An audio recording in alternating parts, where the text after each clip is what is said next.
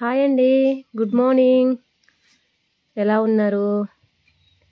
ఇక్కడ నేను ఇవాళ మీతో ఒక విషయాన్ని షేర్ చేసుకుంటూ ఇక్కడ పావడా కటింగ్ అయితే చూపిస్తున్నానండి. శారీ తోటి మనం లంగా ఏ విధంగా పిల్లలకి కట్ చేసుకోవాలో చూపిస్తున్నాను. ఇక్కడ చూడండి, మనం ముందుగా తీసుకున్న ఈ శారీలో నుంచి మనకి ఎంత పన్నా అనేది కావాలో, ఎక్కువ కుచ్చులు కావాలంటే ఎక్కువ క్లాత్, అలాగే కొంచెం తక్కువ కుచ్చులైనా పర్లేదు అనుకున్నప్పుడు తక్కువ క్లాత్ తీసుకోవాలండి. మనం ఎంత క్లాత్ అనేది ఎక్కువ తీసుకుంటే మనకి ఫిల్స్ అనేవి అంత నిండుగా బాగా వస్తాయి అన్నమాట. ఇక్కడ మనం ఒక ఫుల్ శారీ అయితే ఒక లంగా జాకెట్కి ఉపయోగిస్తున్నానండి. నేనైతే ఇక్కడ 3 మీటర్లకి పైగానే నేను ఇక్కడ క్లాత్ అయితే తీసుకుంటున్నాను. ఈ 3 మీటర్లకు పైగా ఈ క్లాత్ తీసుకున్నామంటే మనకి బాగా వస్తుందండి. కుచ్చుళ్ళు అనేవి బాగా వస్తాయి. పావడా చుట్టానికి కూడా చాలా బాగుంటుందన్నమాట. అలా కాకుండా మనం క్లాత్ అనేది తక్కువ తీసుకున్నామంటే ఇక్కడ ఇంచుమించు నేను 3.5 కూడా కాదులండి, 4 మీటర్ల దాకా అయితే క్లాత్ తీసేసుకున్నాను. కుచ్చుళ్ళు అనేవి బాగా నిండుగా పెట్టాలి అనేసి. ఇంకా వేస్ట్ అయిపోతుంది కదా శారీ అలాగో. ఇంకా దీంట్లో ఒక బ్లౌజ్ అనేది కుట్టాలన్నమాట. ఇది నేను ఇక్కడ చూపిస్తున్నది 12 సంవత్సరాల పిల్లలకి కరెక్ట్గా సరిపోద్దండి. ఇప్పుడు మనం ఇలాగా ఒక 3 మీటర్ల 4 మీటర్ల అనేది మీ ఇష్టం. మీరు క్లాత్ అయితే తీసుకున్నాక ఇక్కడ పావడాకి ఎంత కొలత పొడవు అనేది అన్ని మార్కింగ్ చేసుకుంటాం కదా.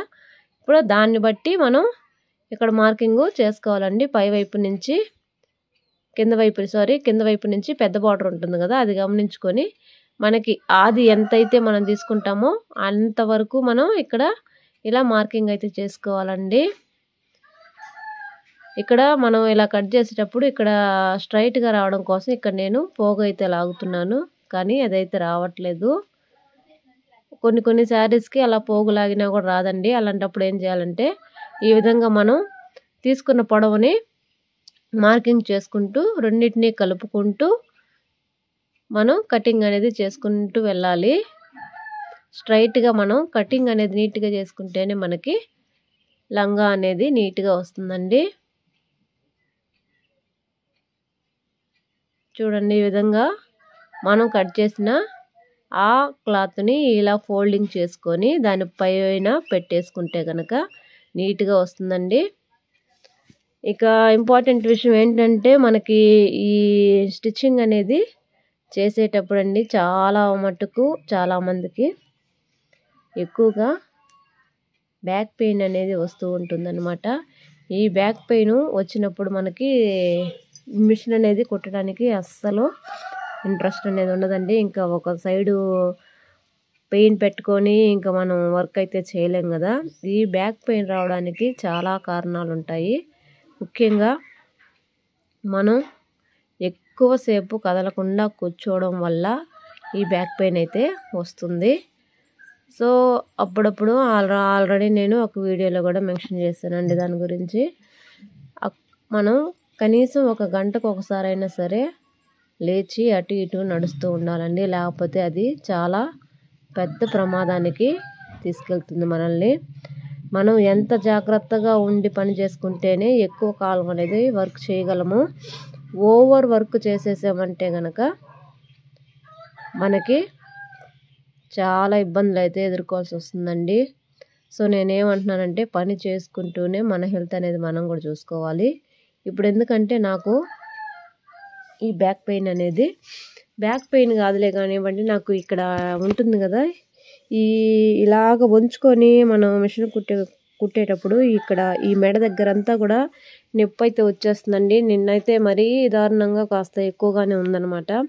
ఏంటబ్బా ఇలా వచ్చేస్తుంది అనుకుంటున్నాను. అప్పటికి నేను ఎక్కువ చెప్తున్నాను కదండి, నేను ఎక్కువ లేచి అటు ఇటు ఏం నడిచేదాన్ని కాదనమాట. షాప్కి వెళ్ళిన దగ్గర నుంచి ఇంకా మిషన్ మీదనే ఉండేదాన్ని.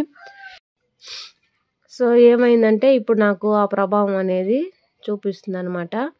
నేను అలాగా లేదు కాబట్టే ఎక్కువ స్ట్రెస్ అయితే అనిపించి ఇంకా అక్కడి నుంచి కదిలితే మనకి బట్టలు అనేవి పూర్తవవు అనే ఉద్దేశంతో అలాగే కూర్చొని ఉండడం వల్ల నాకు ఇప్పుడు ఆ మెడ దగ్గర ఒక సైడ్ ఎంత నొప్పిగానే ఉందండి. ఇప్పుడు మిషన్ మీద కూర్చుంటే మళ్ళీ ఆ పెయిన్ అనేది కాసేపు తర్వాత మళ్ళీ వెంటనే వచ్చేస్తుంది. సో నాలాగా ఎవరైనా ఇబ్బంది పడే వాళ్ళు ఎవరైనా కనుక ఉంటే ఇప్పటి నుంచైనా సరే నాలా కాకుండా కొంచెం కేర్ అనేది తీసుకోండి. గంటకు ఒకసారి ఖచ్చితంగా లేవాలి, అక్కడి నుంచి అటు ఇటు నడవాలి. ఒక 10 నిమిషాలైనా సరే రిలాక్స్ అయిన తర్వాతే మళ్ళీ మనం మిషన్ మీదకి రావాలండి. మనకి బ్లౌజులు అర్జెంట్ ఉన్నాయి, ఫ్రాకులు అర్జెంట్ ఉన్నాయి అని చెప్పేసి మనం ఓవర్ వర్క్ చేసేసామంటే చాలా బాధపడాల్సి వస్తుందండి. మనం సంపాదించింది ఒక వంతు అయితే మనం 10 వంతులైతే అక్కడ హాస్పిటల్కి పెట్టాల్సిన పరిస్థితి కూడా మనకి వస్తుంది. సో మనం చేసే పనిలో మనకు వచ్చే ఆదాయం పక్కన పెడితే మనకి ఖర్చు ఎక్కువైపోతుంది, మళ్ళీ హెల్త్ కూడా పూర్తిగా పాడైపోతుందండి. సో మనం తీసుకోవాల్సిన జాగ్రత్తలన్నీ మనం తీసుకుంటూనే ఇదైతే చేసుకోవాలి. నేను అలాగ చేయకపోవడం వల్ల నాకు ఇప్పుడు ఆ బ్యాక్ పెయిన్ కంటే కూడా ఎక్కువ నాకు మెడ నొప్పి అనేది ఎక్కువ వచ్చేసిందండి. ఇలా వంచి చూసి ఏమో నాకు అలా వచ్చేసిందనమాట. ఇప్పుడు కాసేపు రిలాక్స్ అయిన తర్వాత బాగానే ఉన్నట్టు అనిపించిన తర్వాత మిషన్ మీదకి వెళ్ళిన ఒక 15-20 నిమిషాలకంతా మళ్ళీ స్టార్ట్ అయిపోతుంది అనమాట. సో అప్పుడు నేను ఇంకా వర్క్ అనేది చేయలేం కదా, అలా పెయిన్ వచ్చినప్పుడు వెళ్ళి పడుకోవడం తప్ప వర్క్ అయితే చేయలేము. సో ఓవర్ వర్క్ చేయకండి. మీరు మధ్య మధ్యలో ఇంట్లో ఉండి కుట్టే వాళ్ళకైతే ఎక్కువగా ఏదో పని మీద లేస్తూ ఉంటారు.